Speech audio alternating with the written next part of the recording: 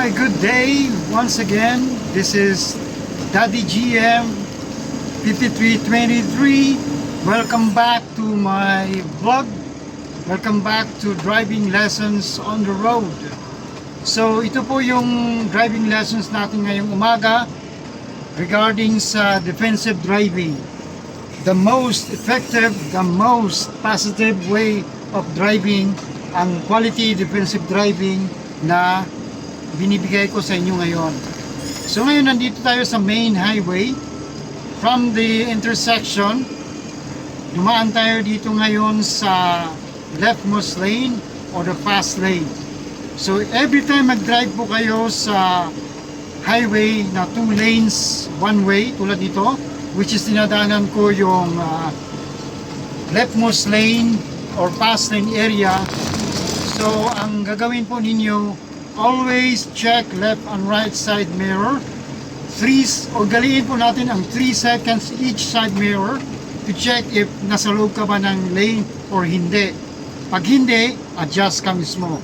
Maganda at epektibo po ito na technique kasi ito ang magbibigay po sa ating mga drivers, especially yung mga drivers na hindi pa alam anong gawin sa road dahil kumuha sila ng lisensya sa fixer or binabayaran nila yung mga lisensya nila bago sila kumuha.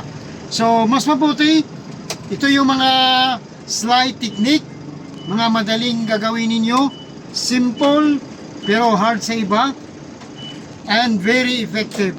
So always check your left side mirror, right side mirror kung nasa right or proper lane kayo, kasi ito ang magbibigay sa inyo ng magandang defensive driving. Never sagi, never busina, and hindi kayo makakarinig ng mga sirang ulong mga drivers dyan sa daan. So all you have to do, just simply drive defensively. Kahit gaano ka lawak ang daan, gaano ka sikip ang daan, be consistent in your driving.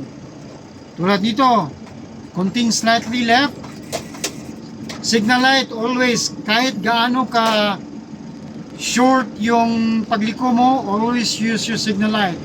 Ginawa po yung signal light para po tayo mag-guide. Alright? So, stop for a while sa intersection. Allow yung mga ibang vehicles na dadaan. Pag hindi ka nagmamadali, just simply wait for a while. Kung nagmamadali ka, same din also. Be patient kasi makakarating ka din sa paroroonan mo. Alright, see you again on my next video vlog. For another tips, please like, subscribe, and share para marami po tayong matutulungan. Once again, this is Daddy GM. God bless. See you.